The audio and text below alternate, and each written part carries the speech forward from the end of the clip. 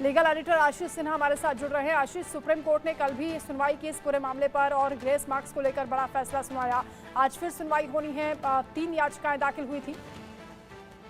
नहीं, वंदना, grace mark को लेकर सुप्रीम कोर्ट ने फैसला नहीं सुनाया था। दरअसल एनटीए की कमेटी की रिपोर्ट थी जिसमें उन्होंने खुद ग्रेस मार्क को रद्द कर दिया था, जिसको सुप्रीम कोर्ट ने स्वीकार कर दिया। भारत आज सुप्रीम कोर्ट में आते हैं कि सुप्रीम कोर्ट में क्या है। सुप्रीम कोर्ट में 2 अलग अलग याचिकाएं लगी हैं। पहली याचिका एक छात्र की तरफ से लगी है। उसमें सबसे अहम मांग यह है कि पहली बार जितनी भी याचिकाएं अभी तक देश की अलग अलग अदालतों में लगी हैं, तकरीबन 22 याचिकाएं लगाई गई हैं। पहली बार ऐसा हुआ है कि किसी छात्र ने इस पूरे मामले की, यानी नीट यूजी 2024 की जो परीक्षा हुई थी, उसकी सीबीआई जांच की मांग की है। इससे पहले जो भी याचिकाएं दाखिल हुई थी उसमें एसआईटी जांच की मांग की गई थी। दूसरी, जो पेपर लीक हुआ था बिहार में, उस पेपर लीक की जांच की मांग की है। तीसरी अहम बात, जो पटना के शास्त्री नगर में एफआईआर दर्ज हुआ था, उस एफआईआर का क्या हुआ। चौथी, जो लोग नीट पेपर लीक परीक्षा में पकड़े गए थे उनका क्या हुआ, उनसे पूछताछ में क्या कुछ निकला।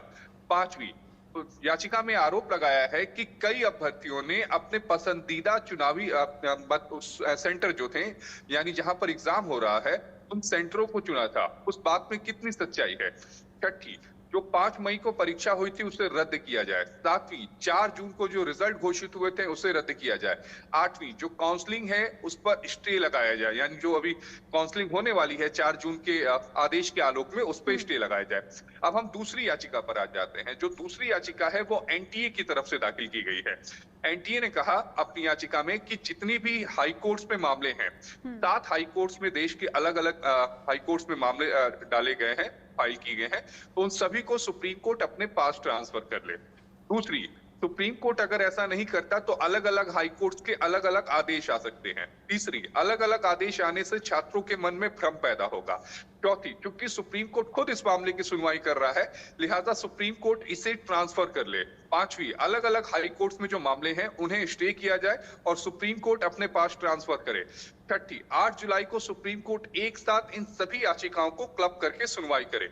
अब देखना यह होगा कि जो एनटीए की तरफ से मांग की गई है कि सभी याचिकाओं को एक साथ क्लब किया जाए, उस पर सुप्रीम कोर्ट का रुख क्या रहता है। अमूनन जब इस तरह के केसेस फाइल होते हैं जो नेशनल इशू हो और देश की अलग अलग हाई कोर्ट्स में फाइल हो और खुद सुप्रीम कोर्ट उस मैटर को सीज कर लिया हो, यानी सुप्रीम कोर्ट उस मामले की सुनवाई कर रहा हो, तो सुप्रीम कोर्ट अपने पास इन सभी मामलों को ट्रांसफर कर लेता है। तो आज की सुनवाई बेहद अहम होगी। देखिए, छात्र ने जो याचिका दाखिल की है, अगर उस पर नोटिस होता है तो बहुत बड़ी बात हो जाएगी, क्योंकि सुप्रीम कोर्ट सीबीआई से ये पूछेगा कि इस पूरे मामले की जांच क्यों ना सीबीआई से कराई जाए। अगर एनटीए की अर्जी मंजूर हो जाती है तो इसका मतलब यह है कि देश के 7 अलग अलग हाई कोर्ट्स, यानी दिल्ली, कलकत्ता, इसके अलावा जबलपुर, हरियाणा, जबलपुर, राजस्थान, गुजरात, इन सभी हाई कोर्ट्स में जो मामले हैं उन सभी पर रोक लगेगी और याचिकाएं जो है वो सुप्रीम कोर्ट में ट्रांसफर हो जाएंगी। बिल्कुल, आज का दिन अहम रहेगा और सबकी निगाहें कोर्ट पर टिकी रहेंगी, क्योंकि कई महत्वपूर्ण बिंदु हैं जिस पर अभी जवाब आना बाकी है।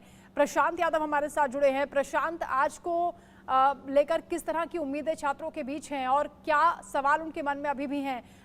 किस तरह से आज के फैसले को देख रहे हैं? आज सुप्रीम कोर्ट में क्योंकि सुनवाई होगी, क्या उम्मीद कर रहे हैं छात्र?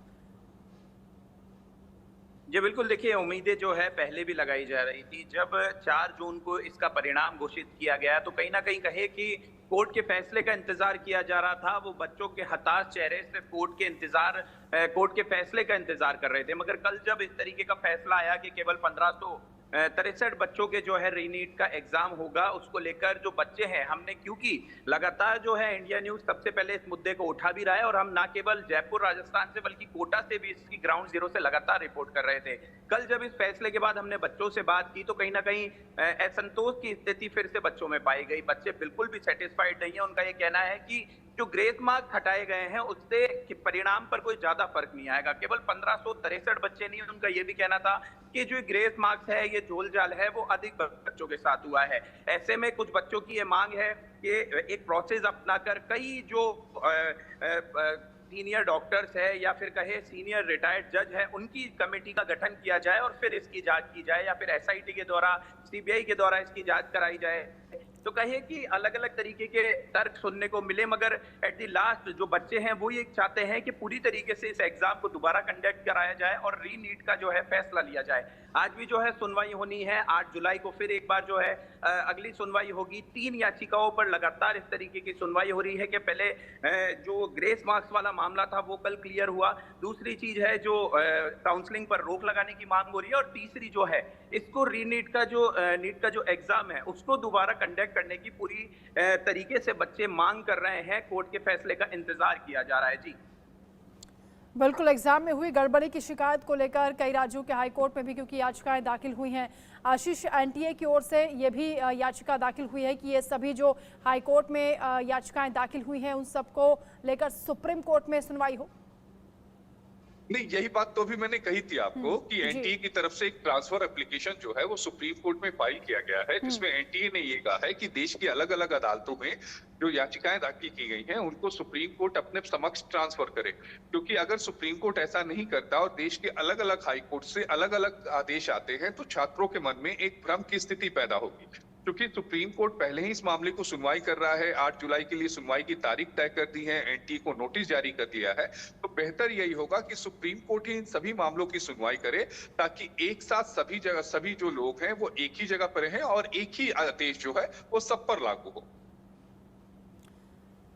बिल्कुल, और इसी मामले को लेकर क्योंकि आज सबकी निगाहें सुप्रीम कोर्ट पर रहेंगी, आप रहेगा हमारे साथ। प्रशांत, बहुत शुक्रिया आपका तमाम बातचीत के लिए।